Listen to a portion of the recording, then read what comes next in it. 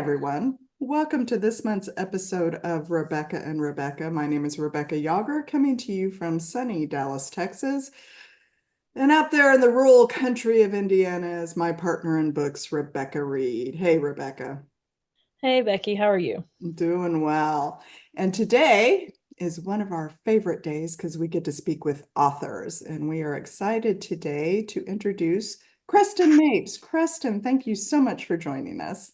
Oh, it's really my pleasure. So good to spend time with you too. Thank you. We are going to talk about your book, Celebrity Pastor. But before we dive in, we're going to tell folks a little bit more about you and then we'll get started. Okay. And I like your bio, Creston. I got to tell you that. Thank you. Creston Mapes grew up in Northeast Ohio, where he has fond memories of living with his family of five in the upstairs portion of his dad's early American furniture store, the Weather Vane Shop. Preston was not a good student, but the natural talent he possessed was writing. He cranked out his own neighborhood newspaper as a kid, then went on to graduate with a degree in journalism from Bowling Green State University. He's been a newspaper reporter and photographer before moving to Atlanta for a job as a creative copywriter. He went out on his own as a freelance writer in 1991, and over the next 30 years, worked for Chick-fil-A, Coca-Cola, the Weather Channel, ABC TV, TNT, sports, colleges, ad agencies, and more. And he's ghostwritten more than 10 nonfiction books. Creston has penned many contemporary thrillers and has had one of his novels, Nobody, optioned as a major motion picture. The most important part, Creston married his fourth grade sweetheart, Patty, and they have four amazing adult children. And I love this. You have a part-time job as an usher at local venues where he gets to see all the latest, greatest concerts and sporting events. He enjoys reading, fishing, pickleball, time with his family, and dates with his wife. And as Rebecca and I are both wives, we appreciate those date nights, I think. So for sure, I like the part about being an usher. I've always kind of wanted to do that, to go see all the. Oh, it's a blast. I've done it since, well, it's been 15 years. It's called Gas South Arena. It seats about 13,000. So we get really good concert. Like when we started there, Taylor Swift, Justin Bieber were still playing venues that small, but now they wouldn't play there anymore. But yeah, we get all the good shows, and in fact, one of my books is kind of based in an arena setting like that. It's called Sky Zone. And that's where I got the idea for that book. Oh, how fun. So see, Yeah, inspiration can come from anywhere. Right? absolutely. Um, so in looking at your bio, what did you want to be when you grew up though? You didn't start out wanting to be a writer, right? No, I actually loved watching the car races when I was a kid, and I loved Mario Andretti, and I kind of wanted to be a race car driver, and and then that shifted to perhaps professional athlete of some kind, as a lot of kids do. Mm. Uh, but it wasn't until college that I discovered I needed to do something that I could make a living at it. I had a really good journalism advisor. Her name was Barbara Austin. She was a freelancer for National Geographic, and she convinced me that I could make a living as a writer. So started in the newspaper business and went from there. Uh, Good for your advisor. Yeah. Yeah, she was amazing, actually. She had our, advanced journalism classes. We actually were writing feature stories for magazines and submitting them for publication, getting rejections, of course. A couple of the kids got published. Yeah, it was great.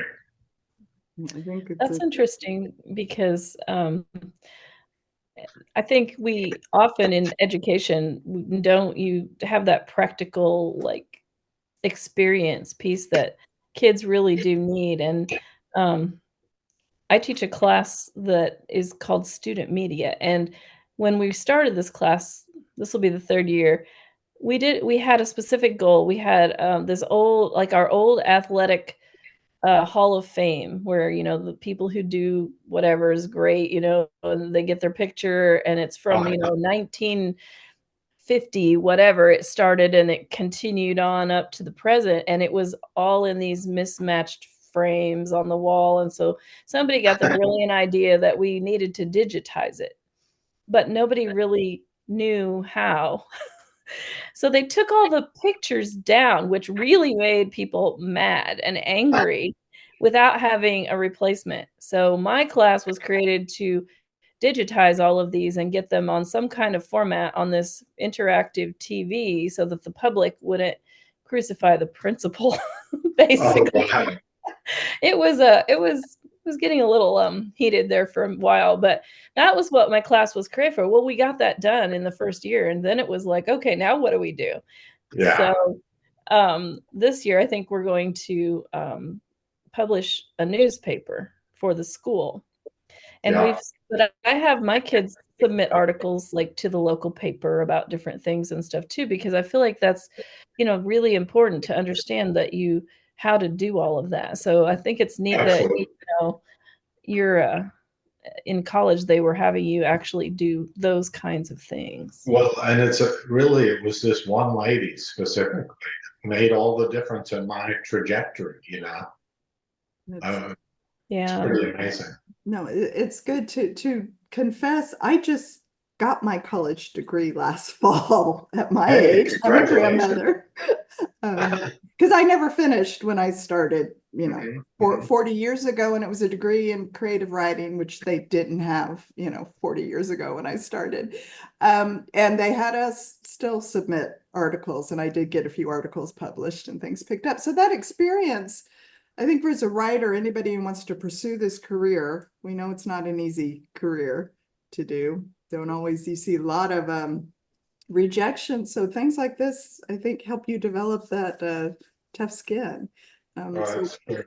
what kept you motivated to keep going? You did a lot of freelance work, so that's Yeah, tough. that was how I made a living, was the freelance. It was so great. I'll tell you, God bless that business. It was a lot of internal communications for corporations, a lot of marketing, copywriting for colleges. Um, and I was just on my own working from home. I really never had any big, I never even signed contracts for projects. It was all just shake of the hand. And, yeah, I started out by getting my foot in the door at what was then Bell South, Mhm. doing some writing for their magazine. I'll never forget the first guy I interviewed there with. This is back when we actually had portfolios, that you took with you to show them your bio. And he, at the end of the interview, it sounded like he wanted me to do some work for Bell South. And he said, what is your hourly, wage? Mhm. And I said, well, I was thinking about making it $45. He was kind of, helping me. And Mhm. he said, it's got to be at least, I think he said 80 or 90 for anyone to take you seriously. And I said, oh, well, let's make it 90. It's like, okay. But he was helping me, but it was a great career, and I got to be home with my kids and my wife, and it was just fantastic. I didn't get the itch to write fiction until about probably 5 or 8 years into my freelance career, and all of a sudden my freelance kind of dried up, and I didn't have any urgency about that. I really felt like I was supposed to try fiction. Mhm. So I wrote a whole novel, and then when I started to submit it, I realized that how bad it was, and I got some helpful feedback. And the people would say things like, "There's a lot of creativity in here, but you don't know how to write fiction." So that's when I really went to the drawing board and read a lot of books on the craft of writing fiction, and had to learn. Yeah. Had to learn. I still think each book's gotten better Mhm. as I continue to be a reader too and a writer. I think each book's gotten better as far as the quality. Yeah, well, I think all writers need to be readers, and Yeah. that's how you keep growing and learning. And if you're a serious Yeah. writer and you're not reading, not sure about that. And I'm such a picky reader. I mean, my wife was a librarian for a while, and she taught me to be picky. She said, Chris, if you're not hooked on it in the first 10 or 15 pages, go get something else. Well, and But I do that's that a tough. lot. I mean, a book really has to hook me. And I think there's something to be said for unique ideas too. Mm-hmm. I just, Absolutely. along with these books you pick up and the descriptions just about, the same old thing. Yeah. For a reader, I gotta have unique.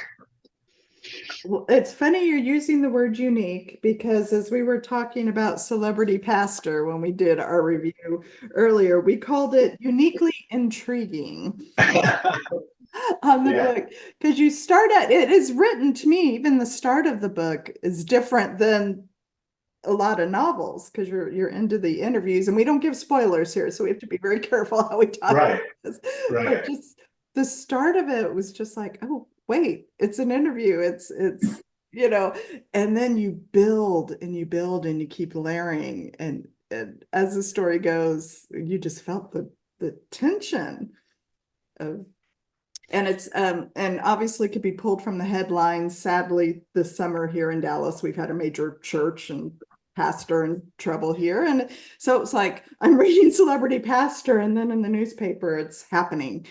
And so Yeah. it's very true to life, sadly, but oh my gosh, the way you built the tension and kept layering it and seeing how the effects of what this one man did and how it affected so many lives. Yeah. Uh, the idea came from, I watched a couple of documentaries on such cases, where pastors fell into some sin and it really impacted everything for their churches and their people. And then I really started digging into it more, and I thought it would be a timely story and just an intriguing one for anyone to read. I mean, I don't think anyone could pick up a book like that and be intrigued. And then as I was writing it, I thought, man, this is pretty dark. I mean, how are we going to make this somehow inspirational? Mm-hmm. And so that's when I got the idea to add the discussion questions at the end, Mm-hmm. because back when I was published, my first 6 books, I think, we had discussion questions at the end. I haven't continued to do that, but I thought this book needs something like that to be, so that people could talk about it. And really, as I went on, I thought, well, this book could really be a help to people who have been hurt by the church and hurt in these instances. Mhm. And so that's what some of the discussion questions touch on. Yeah, so But I mean, when you talk about it being dark, and it is, I mean, the idea of what happened and how it progressed to the point of that it did in the story, it is dark, but you had, the hopeful thread too with, because there was always the hope that these people, were gonna be like, the couple were gonna get back together, or, that the wife, we were always like, "Which way is she gonna go?" 'Cause she yeah, kinda went back and forth, so it's right, like, and then Davina as well, is she going to, stick with this, stay with it, or is she gonna get out? And so there was all these people along that you were not sure if they were going to, which way they were gonna choose, but then right, the choices are very true to the characters that you wrote, and I think I enjoyed, um, seeing what you did with each of them, and those added light to it as well, and then the thank concern you. for the children, and, that was Mhm. always, well done, as too, that kept it, where it was understood that, we don't want them to be casualties of this, Right. there's gonna be fallout, but yet people were trying to protect them, and so Yeah. that was another kind of hopeful thing, and then Mhm. with the officer that came to help, also he was positive, he believed her, so there were people that were, Yeah.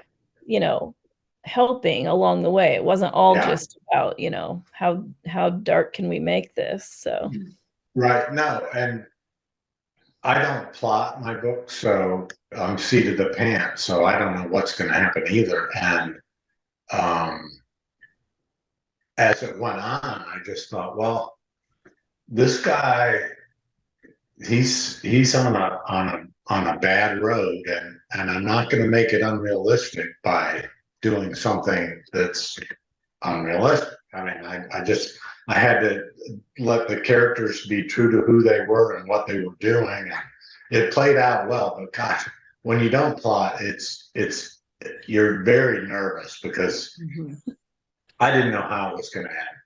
In fact, three-quarters of the way through, I always meet with a friend of mine who's really kind of creative, and we get together and I tell him what's happened so far. And he said, well, you know, I don't want to give away any spoilers, but he said, well, are things going to get, better at the end, basically, for the guy? And we talked through that, and he helped me make it realistic. He's done that with a couple of books of mine where the ending could have been cheesy, the tied way up in a little bow, and it doesn't always tie up nicely in a, yeah. I Yeah. mean, I did have editors who told me, you don't want to tick off your readers by making it a bad ending or a too negative an ending. So I think it worked out well. Well, I I think was happy with it. yeah. with the pressure that you build up and the tension, it makes sense. The ending. Well, and that's something I always, when I studied the craft, I started to take notes, and I used to put the notes all over my desk, like ratchet up the tension, discombobulate the reader, make them have to read the next page. That's my mindset when I'm writing is, what can I do that's realistic that can really make the reader just have to keep reading. So I enjoyed the little old lady that came into play later on. I liked how the what? the little old lady that kind of got in the way was with I Darren. I I just really liked her and how you used that to twist the results. I thought that was Yeah, really and that's the type of thing that comes up with, I think, when you're seat of the pants. You Mhm. get into positions where you need something to happen, you need someone to come in, and that's where I get those type of ideas, I think. Yeah. I don't plot like I do character work at the beginning, but I don't really plot either. So I completely understand, where you're coming from. It's like Yeah. in those things that just you're like, I had no idea this person was going to show up, but I'm so glad they did. I know. Yeah. I Becky, think are you a plotter? I am more of a plotter, but I am always willing to, as I'm writing, if I start going down another road, to, hey, let's go explore this a while. So I'm not married to I Right. like to know my ending, but how I get there, I'm Yeah. open about. Yeah. Yeah, what I do is, as I'm writing the manuscript, I put ideas at the end of the manuscript for what will happen next. And then as the manuscript grows, I break that into characters. What could happen to this character? And I have, just ideas. Mhm. And then I also have a category for how it could end, because I don't know. And so I'll say, well, this could happen, this could, and then I'll usually choose one as I get to, Right. closer.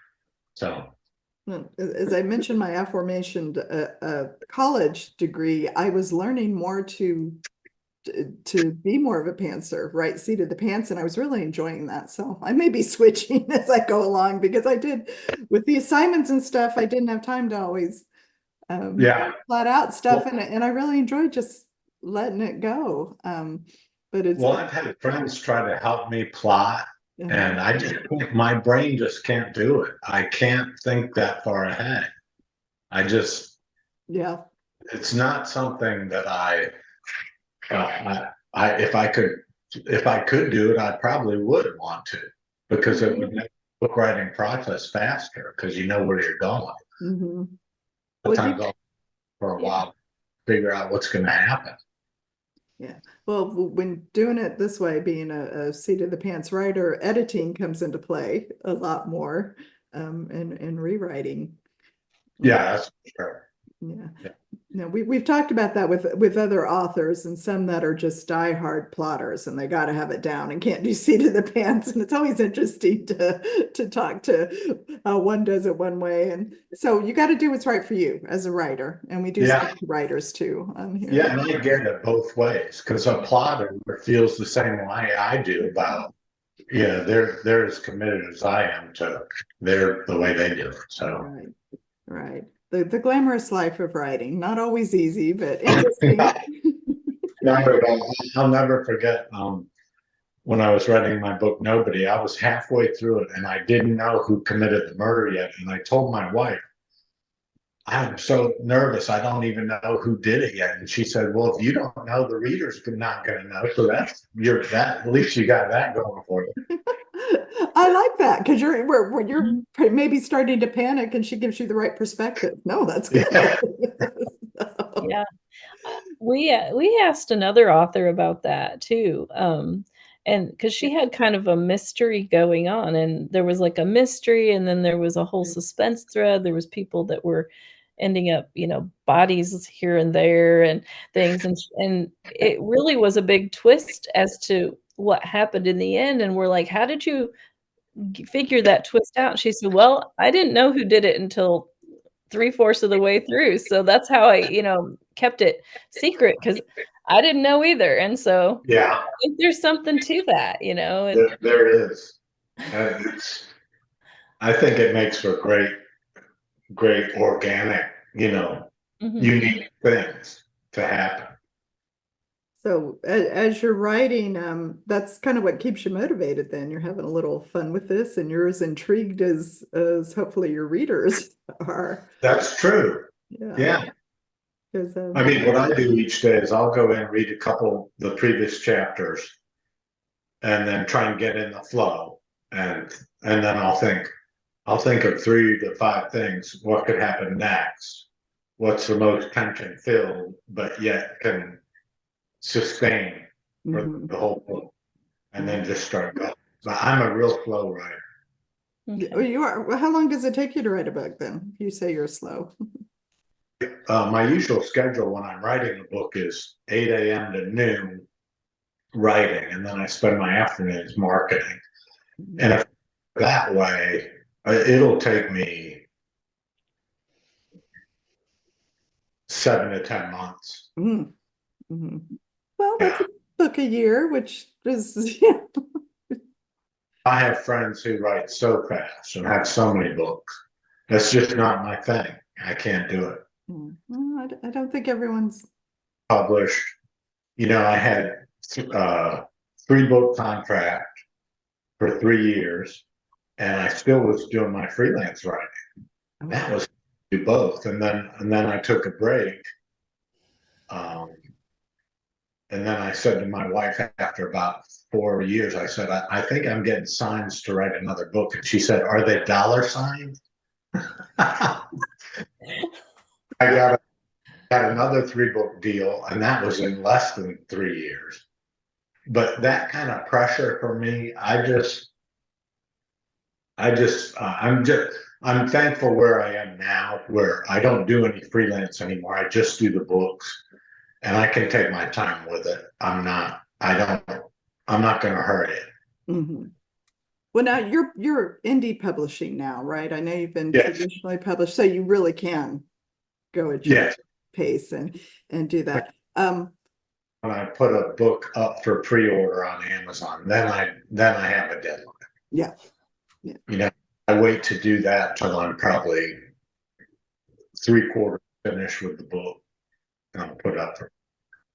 Well, that pushes you. I can already tell you, I like your wife. We get to meet her. She sounds like she's Great. Yeah. You mentioned in my bio we were in 4th grade together. It's funny because we graduated in the same high school class, and tomorrow we're leaving for Ohio. We're going to our 45th high school reunion. Oh, wow. wow. Yeah. Yeah. No, my husband and I were the high school sweethearts too, but we went our separate ways for 20 years before we got back together after high school. So yeah, we've known each other over 40 years ourselves for that. You have an inspirational quote, something that keeps you motivated that you read or look at, anything on your computer taped up? What keeps you going? Well, if I can think of it, hold on, let me look for something. When it was time when I went indie, I had to come up with a name for my publishing house. Mm-hmm. So I called it Rooftop Press, Mm-hmm. and it's based on a scripture. Let me find it. I don't have it memorized. But when I got into fiction writing, I did it for the purpose of sharing Christ, through gritty contemporary stories. And so that's been my inspiration for every book. And every book has kind of reflected where I've been spiritually at the time, whether I have questions, whether I've had breakthroughs, somehow that comes up through the grassroots of the story. But let me see if I can find this real quick.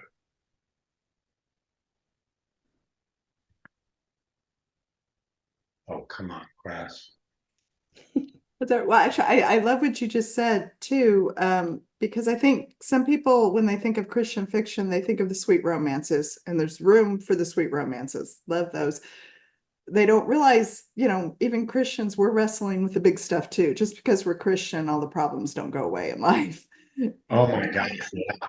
I mean, a couple of my books, I've been really questioning things, big things, and that comes through. And I think it helps people, It really has helped a lot of people.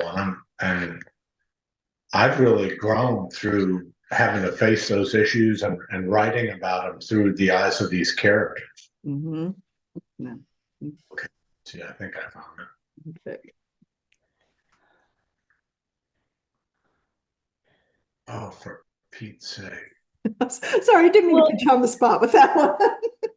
We can never find the thing we want when we're looking for it. It's from Matthew 10:27. It says, "What I tell you in the darkness, tell in the light. And what you hear whispered in your ear, proclaim on the housetop." So that's why I called it Rooftop Press.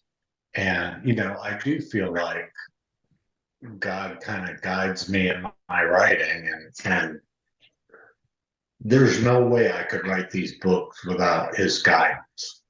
I mean, I don't know how all these things come together. It's amazing to me. Sometimes I'll sit there and I'll get emotional. Think this is really coming together, And it's, you realize it's through him. It's not your little brain's thinking of, my little brain's thinking of.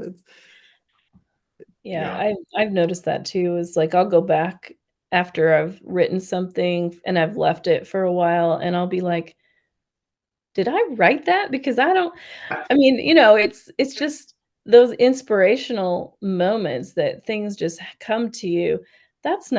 I didn't think of that. That was definitely, the Holy Spirit speaking through, to me so that I could share it with other people. And that's a cool thing, I think the collaborative method, that Christian writers use to write whatever story it is they're writing. It doesn't matter the genre, you know, that spirit is what's convicting people anyway. And, so our words without that are meaningless. I mean, they're not going to have the impact that they would without that. So I think that's the and you're right.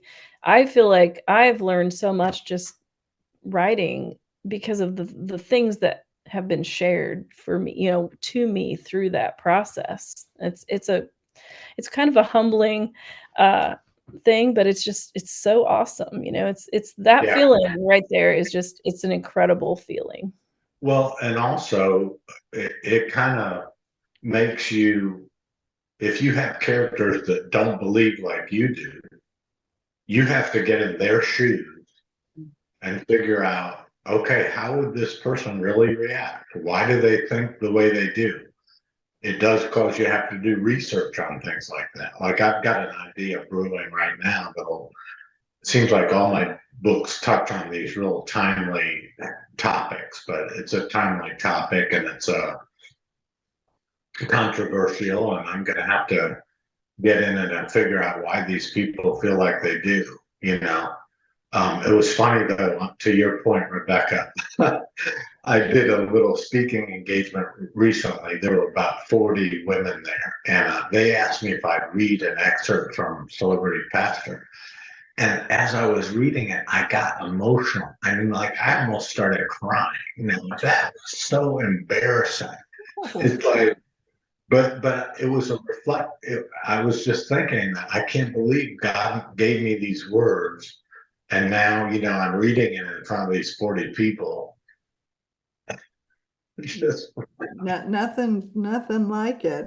So you are working on something new than brewing, but nothing.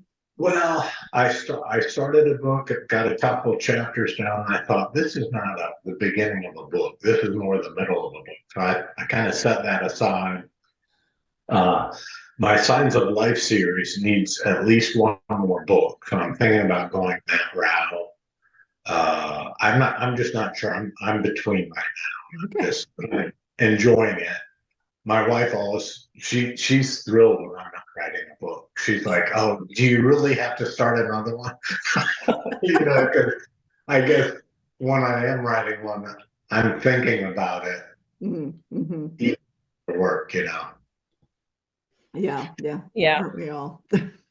I think, yeah, that's true. My husband too, he's like, I'll be doing something and he'll say something to me and I won't even hear him half the time because I'll be considering what that character's thinking or what's the next thing that's gonna happen or why did I have that thing happen that happened before? Like, I don't know where I'm going. And he'll be like, "You're writing a book again, aren't you?" Or Yeah. something like that. Or you're working on a story. I'm like, "Yeah." So I I get mean, that. I think it even affects my sleep. I really do. But I'm not, it's not like I'm working. I'm not working, but it's just back there simmering. Mhm. So, Well, we're always writing, even when we're not at our desks, I think, Yeah. yeah. My husband teases me if we're at a restaurant and my eyes will shift and I'll be watching something and he goes, "Your author record light is on, isn't it?" Doing something. It's like, sorry. Yeah. I do that all the time. All right. So writers are in our own little world sometimes, that's for sure. Yeah, for sure. Um, is there a genre you'd like to try that you aren't? I mean, you write thrillers and suspense and things. Is there another genre is there another book that's totally different than anything you've done? Gosh, that's a good question. We talked before we started recording. I've thought about writing kind of a devotional book, nonfiction. If I went down any other route with fiction, I wouldn't mind trying like a Nicholas Sparks, more of a romance, not a, maybe a more of a romantic suspense, maybe. Mhm, Mhm. Yeah. mhm. Actually, I think that'd be cool from the male perspective Yeah. to have Me that. too. As a reader and I love reading romantic suspense. I think that'd be really cool. So. Yeah, I'm not. I'm actually not read a lot of that type of thing. So I may need to do that to sharpen up on it. I've always rooted for the underdog. Mhm. So I'm a big fan of that type, just pulling for the underdog or the relationship in this case, it might be that looks like it's not going to last or not going to happen, something like that. Mhm. It's something to consider. Okay, so maybe this is a lightning round here. We'll be your That would be beta great. readers. Yeah. We'll do that. All right, Creston, tell everyone where they can reach you. Give us your website. If you have a newsletter they can sign up for, let people get in touch with you. So CrestonMapes.com is my website. And if you go there, a little thing will pop up where if you sign up for my newsletter, you get my very first book, Dark Star 3, the Kindle version. And we'd love to have you. The newsletter comes out like every 2 weeks, so I've really been focusing on that a lot. Mhm. And there, I give discounts and free books and introduce other authors and stuff like that. So, yeah, all my books are really, they're in hardback, paperback, audio, ebook. Amazon's the main place to go for them. So That's great. So Yeah. CrestonMapes.com, that's way too easy, but we love that. Yeah, we like that. All right.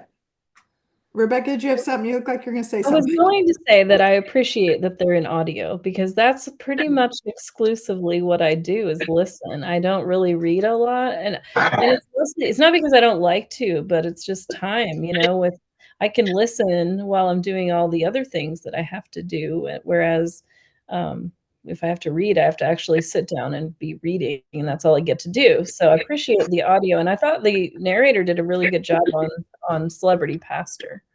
Oh, thank you. Yeah, that's Drew Bott. He's done my Mhm. last, I think, 6 books or so. He's a great guy, very creative. He has his own company called Bott Monument, and he does these amazing tombstones. I mean, like they are Oh, incredible. He goes all around, I think, around the world doing these incredible monuments. But anyway, he narrates my books on the side, so I think he's quite good.